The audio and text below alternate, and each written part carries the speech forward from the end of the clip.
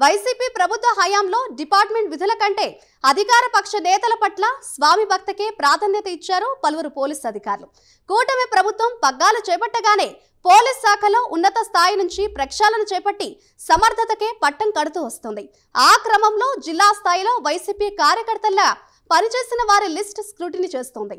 అయినా కొన్ని జిల్లాల్లో పలువురు అధికారులు తమ వైఖరి మార్చుకోలేకపోతుండటంతో కూటమి నేతల్లో తీవ్ర అసంతృప్తి వ్యక్తమవుతూనే ఉంది. దాంతో ఇప్పుడు అలా స్వామి భక్తి ప్రదర్శిస్తున్న డీఎస్పీ స్థాయి అధికారులపై వేటు పడుతోంది.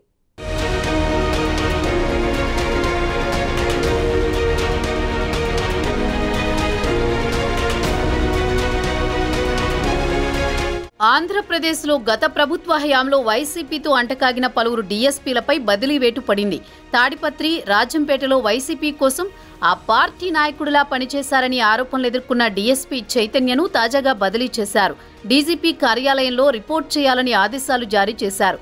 తాడిపత్రిలో జేసీ ప్రభాకర్ రెడ్డి, ఆయన అనుచరులను డీఎస్పీ చైతన్య తీవ్రంగా వేధించారన్న అభియోగాలున్నాయి.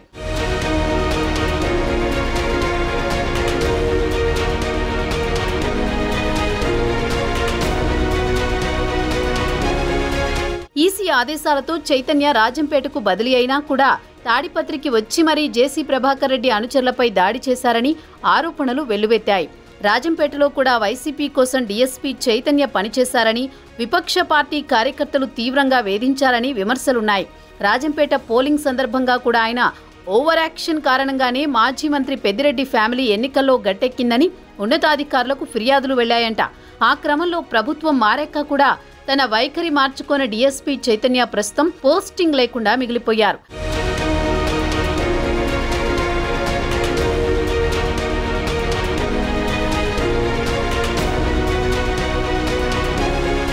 కీలకమైన అమరావతి రాజధాని ప్రాంతంలోని తుళ్లూరు డీఎస్పీ అశోక్ కుమార్ గౌడ్పై కూడా బదిలీ వేటు పడింది.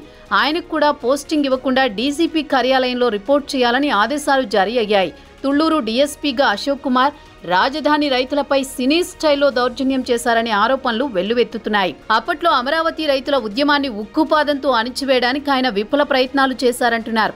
ప్రభుత్వం మారగానే ఆయనపై వేటు పడుతుందని అమరావతి ప్రాంత వాసులు భావించినప్పటికీ ఇప్పటికీ వారి అభీష్టం నెరవేరింది.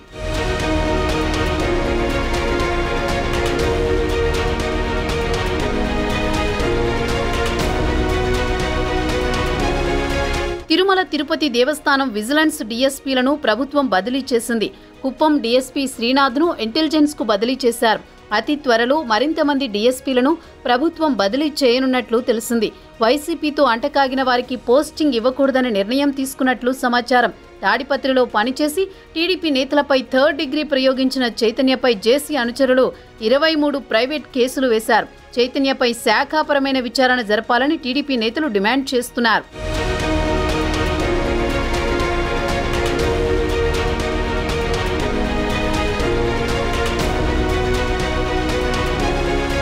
అనంతపురం జిల్లా తాడిపత్రిలో పోలింగ్ సందర్భంగా హింసాత్మక ఘటనలు తలెత్తిన విషయం తెలిసిందే.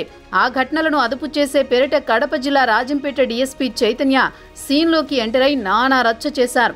అసలు ఆయనను ఎవరు రప్పించారనే కోణంలో సిట్ దర్యాప్తు జరిగింది. వైసీపీ ప్రభుత్వ హయాంలో డీఎస్పీ చైతన్య అరాచకాలు అన్నీ ఇన్ని కావు. తాడిపత్రిలో పనిచేసే సమయంలో వైసీపీ నాయకులు చెప్పిందే విధంగా ఆయన పనిచేశారంట.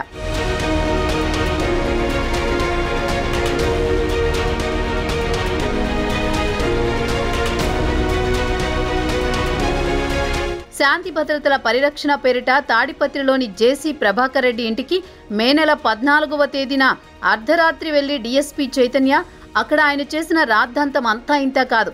అక్కడ ఉన్న కంప్యూటర్ ఆపరేటర్తో పాటు టీడీపీ కార్యకర్తలను చితకబాదారు. అప్పట్లో ఇదంతా వైసీపీ కావాలని చేయించిందంటూ ప్రచారం జరిగింది. మొత్తానికి చైతన్యపై ఇన్నాళ్లకు బదిలీ వేటు పడింది.